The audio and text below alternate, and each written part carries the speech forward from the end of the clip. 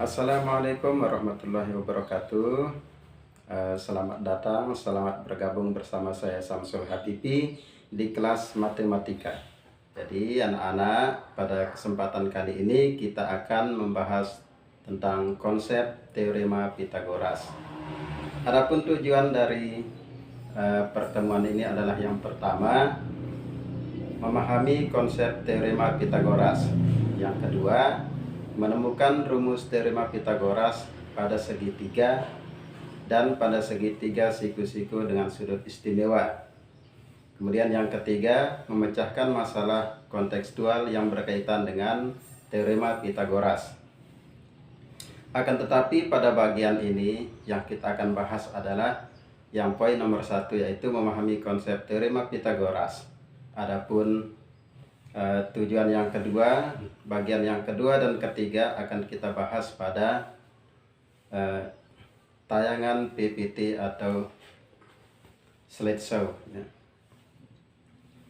Pada sesi ini Pak Guru harapkan kalian menyimak dan memahami video ini dengan baik ya. Nah, sebelum kita lanjut ke pembahasan materi, alangkah baiknya kita simak dulu sejarah teorema Pitagoras. Pitagoras hidup antara tahun 582 sebelum Masehi sampai 496 sebelum Masehi. Lahir di Pulau Samos di daerah Ionia, Yunani Selatan. Salah satu peninggalan Pitagoras yang paling terkenal hingga saat ini adalah teorema Pitagoras yang menyatakan bahwa kuadrat sisi miring suatu segitiga siku-siku sama dengan jumlah kuadrat dari sisi-sisi lainnya. Yang unik ternyata rumus ini 1000 tahun sebelum masa Pitagoras, orang-orang Yunani sudah mengenal penghitungan ajaib ini.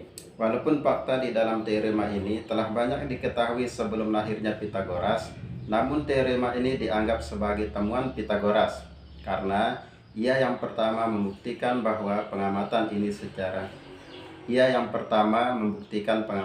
secara matematis. Pitagoras menggunakan metode aljabar untuk menentukan teorema ini. Temuan lain yang ditemukan oleh Pitagoras adalah rasio atau perbandingan emas atau golden ratio. Pada masa lalu, matematika memang tidak hanya berkaitan dengan bilangan. Matematika digunakan untuk menjabarkan filsafat dan memahami keindahan, termasuk golden ratio ini. Berdasarkan penemuan Pitagoras, ternyata banyak hal di alam semesta ini yang mengarah pada golden ratio. Jangkang siput misalnya, galur-galur pada nanas, dan ukuran tubuh bagian atas manusia kalau dibandingkan dengan bagian bawahnya hampir pasti mendekati golden ratio, yaitu 1/1,618. Pitagoras juga membuktikan semua benda yang memenuhi golden ratio senantiasa memiliki tingkat estetika yang sangat tinggi. Kalau alam semesta berlimpah dengan benda-benda dengan ukuran golden ratio, maka manusia mesti membuat yang serupa demi menjaga keindahan tersebut.